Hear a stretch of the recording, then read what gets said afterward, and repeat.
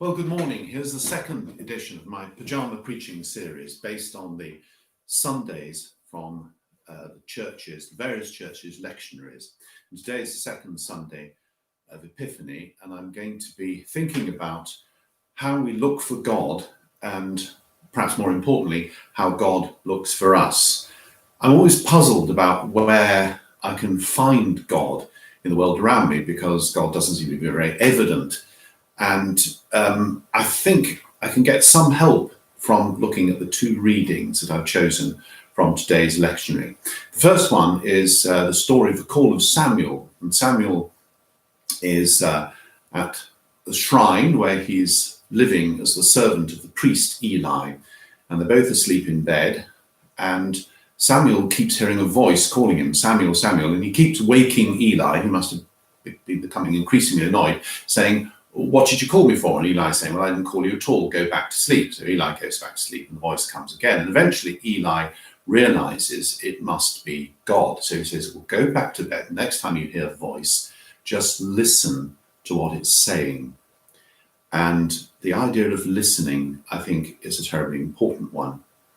And secondly, in John's Gospel, we have, in some ways, a very much more striking account of the call of Jesus's first disciples. And in this incident, Philip and Andrew, who've already encountered Jesus and proclaimed him as the Messiah, the chosen one of God, and they come and find Nathanael, a friend of theirs, and they say, "We've found the Messiah, it's Jesus of Nazareth." And Nathanael says, "Well, can anything good come out of Nazareth? He can't be the Messiah." And Philip and Andrew say, "Well, look, come and see what Jesus is actually like." And Nathanael does so, and he too proclaims Jesus as the Messiah and Son of God. He's so overwhelmed by his encounter that he has to respond in this way.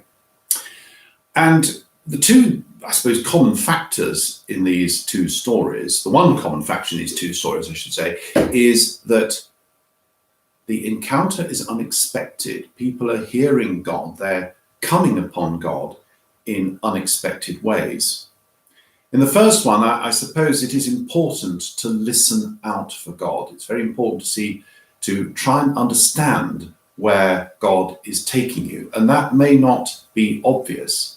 I don't think we should rely on hearing actual voices. That can actually be a sign of mental health issues and needs to be dealt with, particularly when the voices are telling you to do something destructive of others or of yourself. But I suppose if you did actually hear a voice that was telling you to go and do something important and loving, I wouldn't rule out that that voice comes from God. Maybe that's the test. What is the voice actually telling you to do? Samuel was called to become a great and wonderful prophet. And we too may be called to do great and wonderful things. But the things that we're called to do may not appear to be so great and wonderful. Where can we wait and listen to hear the words of God? And where can we go if we're going to look for God and to find God? Nathanael was very surprised that he was going to find God in somebody who'd come from Nazareth. It was clearly a one-horse town for which he had total contempt. It turned out, surprisingly, that it was somebody from Nazareth who contained the message from God that Nathanael needed to hear.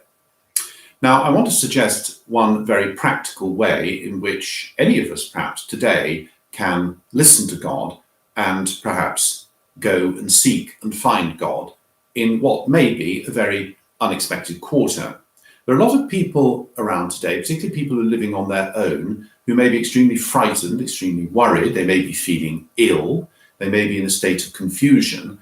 And they're probably feeling extremely isolated because they can't get out and see their friends and family. Well, what I suggest is, why not find such a person, somebody you know, and we'll all know somebody in that situation, whether it's a friend or relative or somebody even more distant, and give them a call.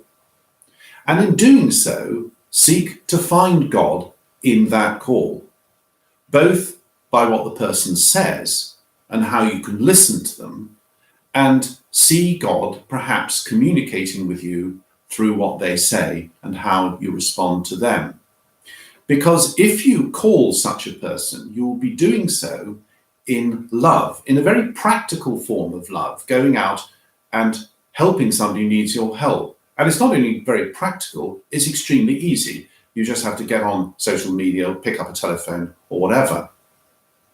And in that apparently extremely unimportant, very straightforward and very easy loving action, you may find that you are listening to something of God.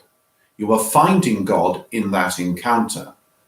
Because I suppose it would be true to say that if you want to find God in this world by seeking God or listening to what God wants you to do, doing something loving, looking out for ways that you can show love to others, is simply where God is to be found.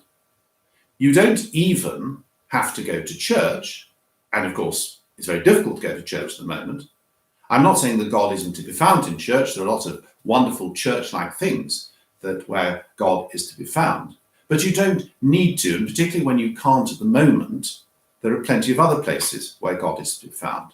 God may also be found in wonderful spiritual and religious experiences where you meditate for hours and say lots of prayers. God may be found when you listen to beautiful religious music.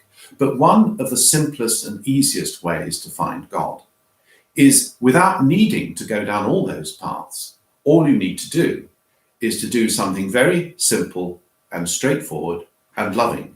And you can do that today. Just give someone a call and look out for the God you will find in that call and listen to what God might be saying to you. And may God bless you all and be with you this day in all your searches for where God is to be found and where love may take you to his presence.